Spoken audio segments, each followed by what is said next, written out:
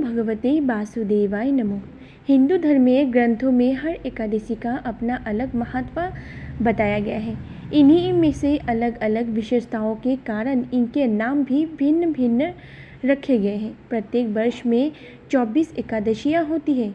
मल मास की एकादशी को मिलाकर इनकी संख्या 26 हो जाती है। इन्हीं एकादशियों में से एक एकादशी है आषाढ़ मास के कृष्ण पक्ष की एकादशी, जिसे योगिनी एकादशी कहते हैं।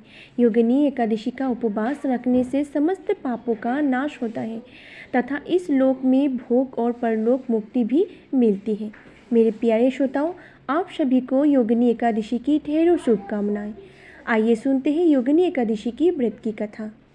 महाभारत काल की बात है। एक बार धर्मराज युधिष्ठिर ने भगवान श्री कृष्ण से कहा, हे त्रिलोकनाथ, मैंने श्रेष्ठ मास के शुक्ल पक्ष की निर्जला एकादशी की कथा सुनी है।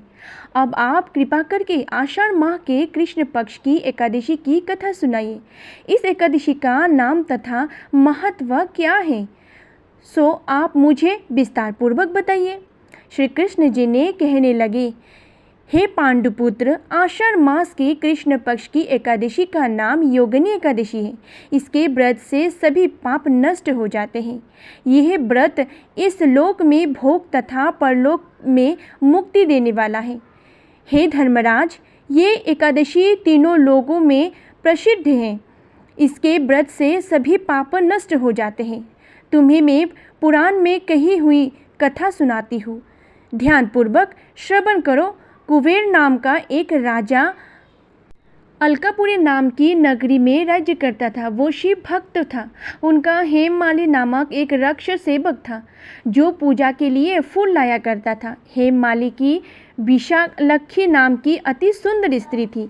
एक दिन वो मानसरोवर से पुष्प लेकर आया, किंतु कामासक्त होने के कारण पुष्प को रखकर अपनी स्त्री के साथ रमन करने लगा।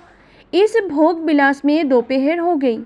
हेममाली की राह देखते देखते जब राजा कुबेर को दोपहर हो गया तो उसने क्रोधपूर्वक अपने सेवकों को आज्ञा दी कि तुम लोग जाकर पता लगाओ कि हेममाली अभी तक पुष्प लेकर क्यों नहीं आया। जब सेवकों ने उसका पता लगा लिया तो राजा के पास जाकर बताया, हे राजन, वो हेममाली अपनी स्त्री के साथ रमन कर रहा है। इस बात को सुन राजा कुबेर ने हेममाली को बुलाने की आज्ञा दी। डर से कांपता हुआ हेममाली राजा के सामने उपस्थित हुआ। उसे देखकर कुबेर को अत्यंत क्रोध आया और उसके होठ फड़फड़ाने लगे। राजा ने कहा, अरे अधम, तूने मेरे परम पूजनीय देवों के देव भगवान शिव का अपमान किया है। मैं तुझे श्राप देता हूँ कि तू स्त्री के वियोग में तड़पेगा और मृत्यु लोक में जाकर कौड़ी का जीवन व्यतीत करे। कुबेर की श्राप से वो तत्क्षण स्वर्ग से पृथ्वी पर आ गिरा और कौड़ी हो गया। उसकी स्त्री भी उससे बिछड़ गई। मृत्युलोक में आकर उसने अनेकों भयंकर कष्ट भोगे, किंतु शिव की कृपा से उसकी बुद्धि मलिन न हुई और उसे पूर्व जन्म की भी सुध रही। अनेकों कष्टों को भोगता हुआ तथा अपनों पूर्व जन्म के कुकर्म को याद करता हुआ वो हिमालय पर्वत की तरफ चले पड़ा। चलते चलते वो मार्कंडेय ऋषि के आश्रम में जा पहुंचा। वो ऋषि अत्यंत वृद्ध तपस्वी थे। वो दूसरे ब्राह्मण के समान प्रतीत हो रहे थे और उनका वो आश्रम ब्राह्मण की सेवा के समान शोभा दे रहा था। ऋषि को देखकर हेममाली वहां गया और उन्हें प्रणाम करके उनके चरणों में गिर पड़ा। हेममाली को देखकर मार्कंडेय ऋषि ने कहा, तूने कौन से निष्कृष्ट कर्म किए हैं जिससे तू कोढ़ी हुआ और भयानक कष्ट भोग रहा है। महर्षि की बात सुनकर हेममाली बोला, हे मुनिश्रेष्ठ, मैं राजा कुबेर का अनुचर था। मेरा नाम हेममाली है। मैं प्रतिदिन मानसरोवर से फूल लाकर शिव पूजा के समय कुबेर को दिया करता था। एक दिन पत्नी सहवास के सुख में फंस जाने के कारण मुझे समय का ज्ञात ही नहीं रहा और दोपहर तक पुष्प न पहुंचा सका। तब उन्होंने मुझे शाप दिया कि तू अपनी स्त्री का वियोग और मृत्युलोक में जाकर कौड़ी बनाकर दुख भोग।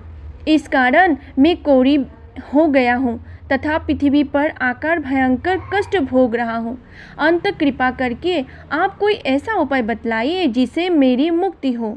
मार्कंडेय ऋषि ने कहा, हे हेमाली, तूने मेरी सम्मुख सत्य वचन कहे हैं, इसलिए मैं तेरे उद्धार के लिए एक व्रत बताता हूँ। यदि तू आषाढ़ मास के कृष्ण पक्ष की योगिनी नामक एकादशी का विधि पूर्वक व्रत करेगा तो तेरा सभी पाप नष्ट हो जाएगा। महर्षि के वचन सुन हेमाली अति प्रसन्न हुए और उनके वचनों के अनुसार योगिनी एकादशी का विधि पूर्वक व्रत करने लगा। इस व्रत के प्रभाव से अपने पुराने स्वरूप में आ गया और अपनी स्त्री के साथ सुखपूर्वक रहने लगा। भगवान श्री कृष्ण ने कहा, हे राजन, इस योगिनी एकादशी का कथा का फल 78,000 ब्राह्मणों को भोजन कराने के बराबर है। इसके व्रत से सभी पाप नष्ट हो जाते हैं और अंत में मोक्ष प्राप्त करने की प्राणी स्वर्ग का अधिकारी बनता है। योगिनी एकादशी की कथा समाप्ति हुई। मन से बोलिए लक्ष्मी नारायण की जय।